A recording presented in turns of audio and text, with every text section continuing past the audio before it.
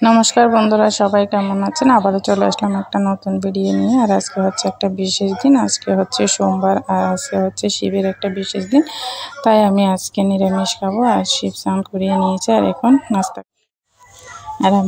করার পর সবগুলো নিরামিষ রান্না করার জন্য সবগুলো জিনিস নিয়ে নিয়েছে। আর আমি সবগুলো জিনিস একটা একটা করে কুটে নিচ্ছি। আর সব এইগুলো সবজি দিয়ে আমি পুরি দিয়ে রান্না করবো আর হচ্ছে ডাঁটার ভাজি করবো। আর হচ্ছে একটা কথা, এখন সবাই বলতেছে মনিটাইজেশন পাচ্ছে, কন্টেন্ট মনিটাইজেশন পাচ্ছে, বাট আমি এখনও পাই নাই, কেন জানি না। সবাই আমার জন্য একটু আশীর্বাদ করবেন যাতে করে আমিও মনিটাইজেশন পাই। সবাই পেয়ে গেছে, সেজন্য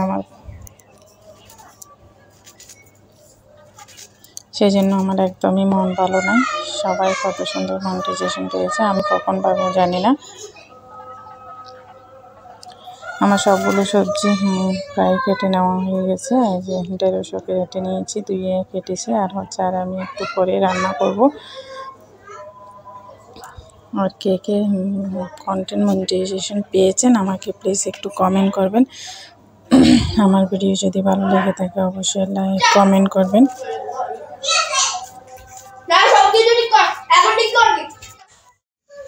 আর এখন নাকি 3 মিনিটের ভিডিও, 3 মিনিটের বড় ভিডিও পোস্ট করতে হবে। আসলে 3 মিনিটের বড় ভিডিও পোস্ট করতে অনেক কষ্ট হয়, ভিডিও এডিট করতে অনেক কষ্ট হয়। এই যে আজকে আমি একটা ভিডিও এডিট করতে গিয়ে আমার কতবার ডিলিট করতে হয়েছে আর কতবার করতে হয়েছে। একটা ভিডিও বানানো আসলে অনেক কষ্টের, তাও আমি বানাচ্ছি।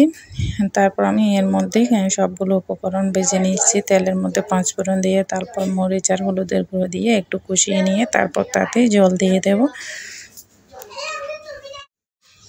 এই যে আমার তরকারি কষানো হয়ে গেছে, আর একটু সেখানে দিয়ে দিলাম আদা কষে। আর আমি এখন ভয়েস দিচ্ছি। আর আমার বাচ্চা আর তার যেটা তবে এত কথা বলতেছে যে ওদেরগুলোই সবগুলো উঠে যাচ্ছে, কোথাও একটু নিরিবিলা দেওয়ার মতো জায়গা নেই।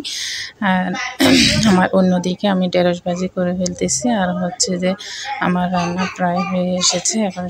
তারপরে এই যে ঢেঁড়স ভাজি হয়ে গেছে, আর এখন টমেটো দিয়ে দিয়েছি।